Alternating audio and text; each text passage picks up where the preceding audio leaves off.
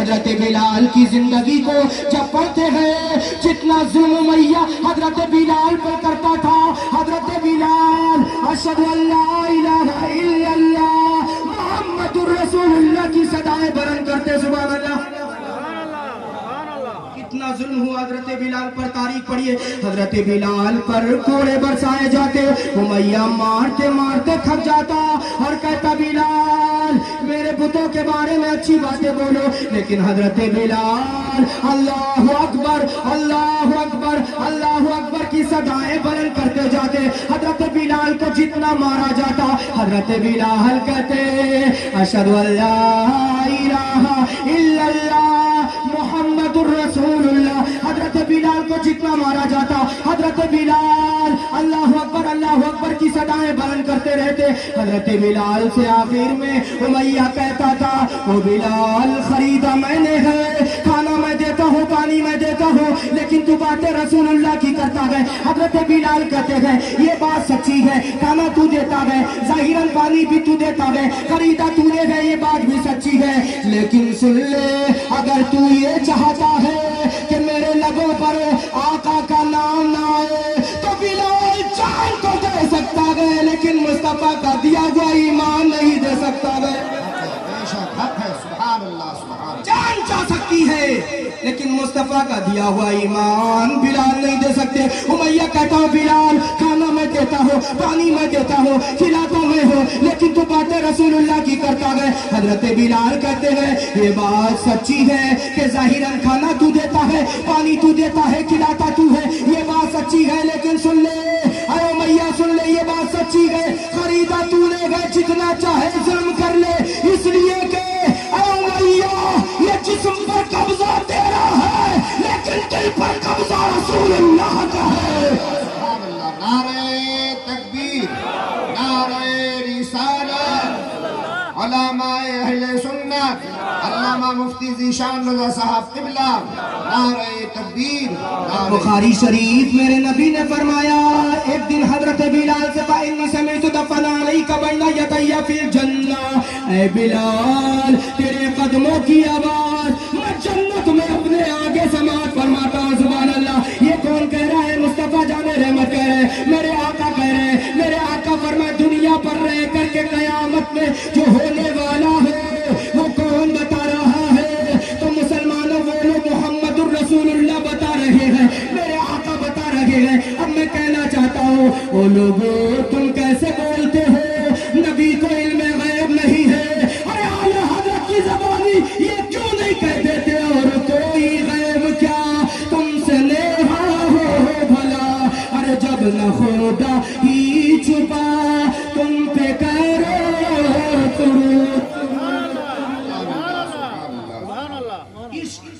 جب ہوتا ہے تو پھر انسان بدل جاتا ہے۔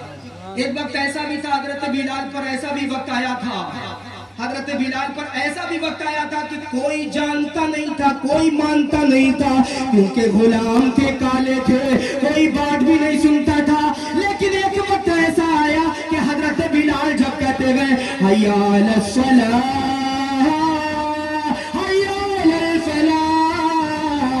بلال کہتے گئے اذان کے اندر حی علی الصلاۃ حی علی الفلاح، جس وقت بلال کہتے گئے یقین جانیے پہلے کوئی بات نہیں مانتا تھا، لیکن آج کیا ہو گیا؟ وقت کے ابو بکر صدیق بھی چلے آ رہے بلال کی ایک بات پر، حضرت فاروق اعظم چلے آ رہے ہیں، حضرت مولا علی چلے آ رہے ہیں، حضرت عثمان غنی چلے آ رہے ہیں، سارے صحابہ چلے آ رہے ہیں۔ میں بلال کے پاس جاتا ہوں، اے بلال یہ مقام یہ منصب یہ مرتبے کہاں سے ملے؟ تو بلال کہتے ہیں جب تک بکے نہ تھے کوئی پوچھتا نہ تھا، تم نے ہمیں خرید کے انمول کر دیا۔ سبحان اللہ، عشق کی بات چل رہی ہے اور اعلیٰ حضرت کا وہ شعر سمجھا رہا ہوں۔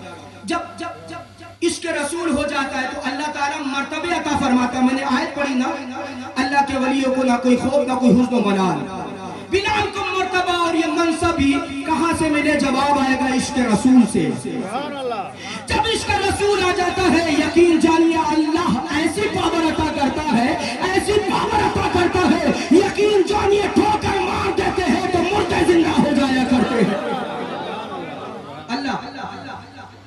کسی بندے کے اندر عشق رسول آتا ہے پھر اس کو پاور عطا فرماتا ہے. اور کیسی پاور؟ بغداد کے شہنشاہ کی پاور میں آپ کو بتا رہا ہوں. بغداد کے شہنشاہ کی پاور. اس سے قبل حضرت احمد رضا یعنی اعلیٰ حضرت کے اس کلام کو پڑھتے ہیں. واہ کیا مرتبہ اے غوث ہے والا تیرا، اونچے اونچوں کے سروں سے قدم اعلیٰ تیرا، اور سر بھلا کیا کوئی جانے کہ ہے کیسا تیرا. اولیاء ملتے ہیں آنکھیں ہے تلوار تیرا. یہ غوث اعظم کی شان ہے. پھر میرے اعلیٰ حضرت آگے ارشاد فرماتے ہیں تجھ سے در سے سگ سے ہے مجھ کو نسبت. ذرا مسکرا کر بولتے سبحان اللہ. فرماتے تجھ سے در سے سگ اور سگ سے ہے مجھ کو نسبت، میری گردن میں بھی ہے دور کا ڈورا تیرا.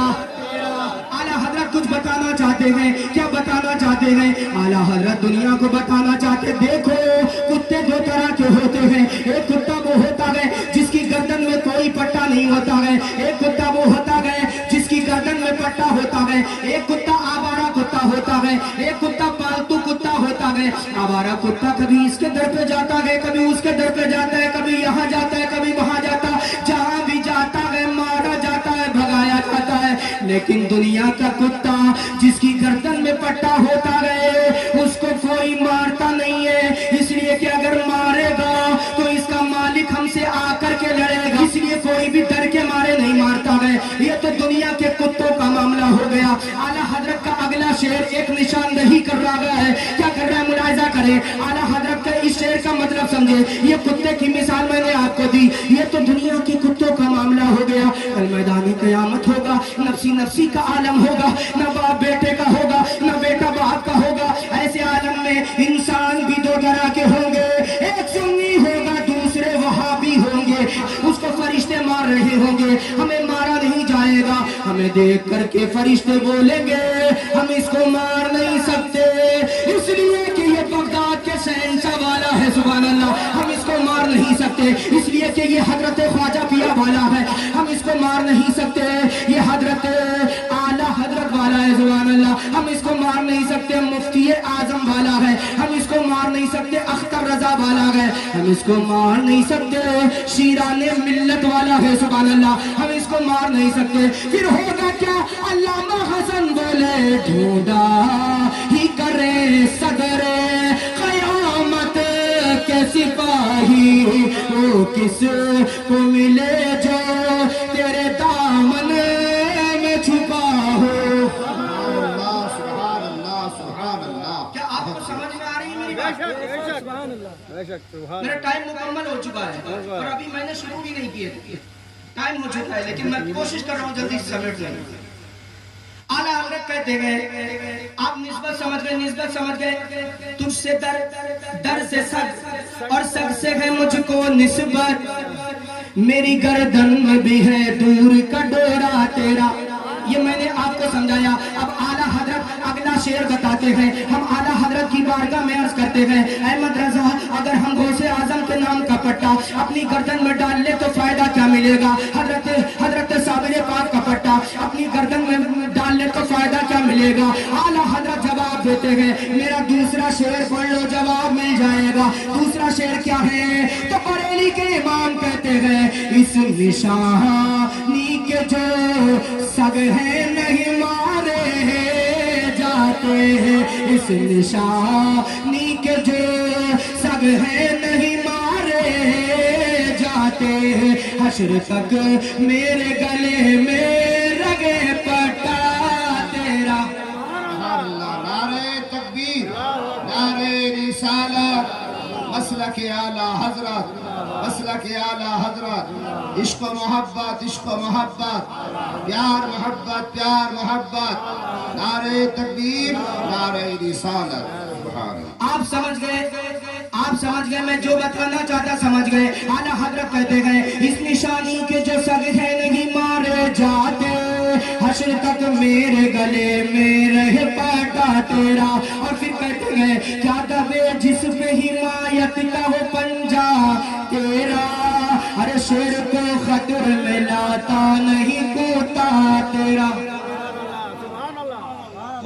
आजम की शान है यार।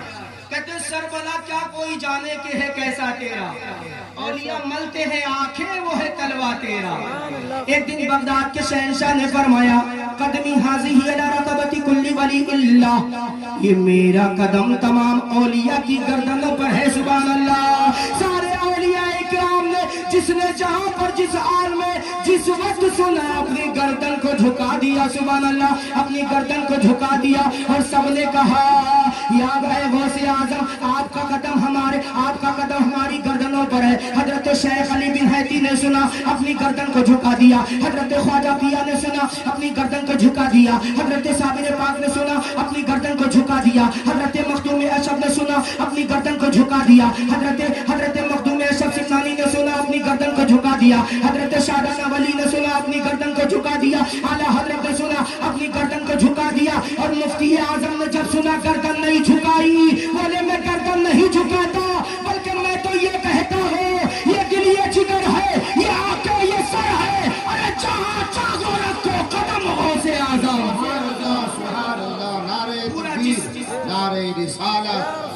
पूरे जिस्म पर आपका कब्जा है, जहां पर चाहे कदम रख ले, सिर्फ सर ही क्यों झुका दूं, क्यों ना यूं कह दूं ये दिल ये जिगर है, ये आंखें ये सर है। अरे जहां चाहो रखो कदम गौसे आजम। कभी तो इमाम कहते गए सर भला क्या कोई जाने कि है कैसा तेरा, औलिया मलते हैं आंखें वो है तलवा तेरा। और सारी जिंदगी आला हजरत दुआ करते रहे कादरी कादरी कादरियों में उठा कदरे अब्दुल कादिरे कुदरत नुमा के वास्ते। सारी जिंदगी आला हजरत ये दुआ करते रहे। मैं आला हजरत की बारगाह में जाता हूँ, अर्ज करता हूँ आला हजरत अगर हम सारी जिंदगी ये दुआ करते रहे तो हमें फायदा क्या मिलेगा। तो बरेली शरीफ से आला हजरत की रूह ये जवाब दे रही थी कि इसका जवाब मेरा बेटा अख्तर रजा देता हुआ जाएगा। आपने देखा तारीख गवाह है, तारीख को रात को पलट करके देखिए, 8 साल बरस पीछे जाइए और जाने के बाद में इस दुआ का फायदा जो है आपको पता चल जाएगा। कादरियों में उठा कदरे अब्दुल कादिर कुदरत नुमा के वास्ते। मगरिब का वक्त है, ताजुल शरिया इस दुनिया से जा रहे हैं और ये कहते हुए जा रहे हैं अख्तर कादरी खुद में चल दिया, खुद है हर एक कादरी के लिए।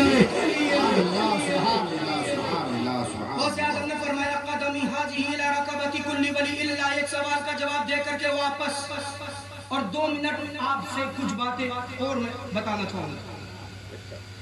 गौसे आजम ने फरमाया ये मेरा कदम तमाम औलिया की गर्दन पर है। बगदाद की सरजमीन पर ये जुमला आपने इरशाद फरमाया। कयामत तक के आने वाले औलिया ने सुन कैसे लिया, उलमा इकराम की बिलखुसूस तवज्जो कैसे सुन लिया। तो मैं तो कहता हूँ सोशल मीडिया का जमाना है, इस दौर में एतराज करना तो बिल्कुल लगभग बेकार, करना ही नहीं चाहिए ये सवाल।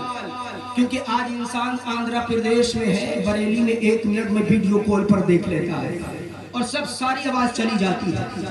तो जब मोबाइल के जरिए हो सकता है तो बगदाद के शहंशाह अगर ये कह दें कि मेरा कदम तमाम औलिया की गर्दन पर है तो इसमें फिर हैरत की बात क्या, क्यों ताज्जुब करते हो। अब सुनो कुरान की दलील से सुनो। कुरान कहता है सूरह हज आयत नंबर 27, ये सवाल याद रखना कि गौसे आजम की आवाज सारे औलिया ने कैसे सुन ली। भाई करीब वाला सुनने समझ में आता, लेकिन दूर थे जो कयामत तक औलिया आएंगे उन सारे औलिया ने कैसे सुन ली।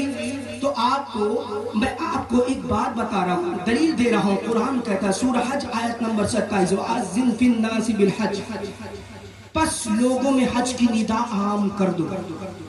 तफसीर रूहुल बयान, हजरत इब्राहिम अलैहिस्सलाम ने खाने काबा की तामीर मुकम्मल की। अल्लाह पाक ने फरमाया ए इब्राहिम पहाड़ पर खड़े हो जाओ और सारे लोगों को हज का बुलावा दे दो। सुभान अल्लाह, सारे लोगों को हज का बुलावा दे दो। अब जिसकी रूह ने हजरत इब्राहिम अलैहिस्सलाम की आवाज पर लबैक कहा वो मदीना शरीफ जाता है, मक्का शरीफ जाता है, और जो नहीं जाता है वो कहता रहता है पूरा चाहे कितना भी हो जाए, बड़ी उम्मीद है सरकार कदमों में बुलाएंगे, करम की जब नजर होगी मदीने हम भी जाएंगे। سورہ حج آیت نمبر 27 کی تفسیر بتا رہا ہوں. اللہ پاک نے فرمایا ابراہیم پہاڑ پر کھڑے ہو جاؤ اور لوگوں کو حج کا بلاوا دے دو. حضرت ابراہیم علیہ السلام نے عرض کی مولا یہ میری آواز کہاں تک جائے گی؟ زیادہ سے زیادہ ایک گھر میں جا سکتی ہے, 2 3 4 5 6 7 8 9 10 اس سے آگے نہیں جا سکتی ہے. اے مولا میری آواز کتنے لوگ سن سکتے گئے؟ حضرت ابراہیم سے اللہ نے فرمایا ابراہیم پہاڑ پر کھڑا ہو جا, آواز لگانا یہ تیرا کام ہے, آواز پہنچانا یہ میرا کام ہے. سبحان اللہ. کہ کسی طرح حضرت غوث اعظم یہ کہنے والے ہیں کہ میرا قدم تمام اولیاء کی گردنوں پر ہے. یہ جملہ غوث اعظم کا ہے, آواز لگانے والے غوث اعظم ہے, آواز پہنچانے والا پروردگار عالم ہے. میں نے آیت پڑھی, اللہ پاک نے فرمایا اللہ کے ولیوں کو نہ کوئی خوف نہ کوئی حزن و ملال. آسان ترجمہ یہ کہ ان کی زندگی بھی سکون والی ہے اور ان کی آخرت بھی سکون والی ہے. اس پر توجہ کیجئے. ہم آج ساری زندگی سکون ڈھونڈتے ہیں کہ ہم کو سکون مل جائے. امام صاحب تعویذ دے دیجئے, قاری صاحب تعویذ دے دیجئے, پیر صاحب تعویذ دے دیجئے. میں کہتا کوئی کتنے بھی تعویذ دے دے تجھے سکون مل ہی نہیں سکتا. آگے بتاؤں گا سکون کیسے ملے گا. اللہ فرماتا ہے اللہ کے ولیوں کی زندگی بھی سکون والی, آخرت بھی سکون والی. یہ سکون کہاں سے آیا؟ ہم سمجھتے ہیں یار مرغا, چکن چنگیزی مل جائے, کالی مرچ مل جائے, فرائی مل جائے, دسترخوان پر ساری اشیاء موجود ہوں, اس میں سکون ہے, ہم یہ سمجھتے ہیں. لیکن سنو, کالی مرچ میں سکون نہیں ہے, اچھی غذاؤں میں سکون نہیں. اگر سکون اچھی غذاؤں میں ہوتا تو بغداد کا شہنشاہ 40 سال تک پیڑ کی چھال کبھی بھی نہیں کھاتا. اگر سکون اونچی بلڈنگ میں ہوتا, ہم سمجھتے سکون اونچی بلڈنگ میں ہے, اگر سکون اونچی بلڈنگ میں ہوتا یقین جانیے سب سے اونچی بلڈنگ اجمیر کے سلطان میرے خواجہ پیا کی ہوتی. آپ نے دیکھا کس طرح زندگی حضرت غوث اعظم نے گزاری, کس طرح حضرت خواجہ پیا نے.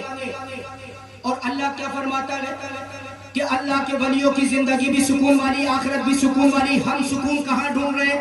اونچی بلڈنگ میں, اچھی بلڈنگ بن جائے, خوب اونچی 4-5 منزلہ اور بڑھیا ٹائلز وغیرہ لگ جائے, قالین بچ جائے, ہم سمجھتے ہیں یہ اچھی بلڈنگ بن گئی اب ہمیں سکون مل جائے گا. نہیں, ہم سمجھتے بہت اچھی کار مل جائے, لگزری کار مل جائے, اس میں سکون ہوگا. میں کہتا ہوں نہیں, اس میں سکون نہیں ہے. ارے سکون کہاں ہے؟ تم کہتے ہو امام صاحب تعویذ دے دیجئے, تم کہتے پیر صاحب تعویذ دے دیجئے, تم کہتے قاری صاحب تعویذ دے دیجئے, آپ مجھے سکون نہیں آ رہا. میں کہتا ہوں اس قوم کو کبھی سکون آ ہی نہیں سکتا جو قوم اپنے نبی کا دل دکھاتی ہو. یقین جانیے اللہ فرماتا ہے کہ اللہ کے ولیوں کی زندگی بھی سکون والی اور آخرت بھی سکون والی. ان کی زندگانیوں میں سکون کہاں سے آیا؟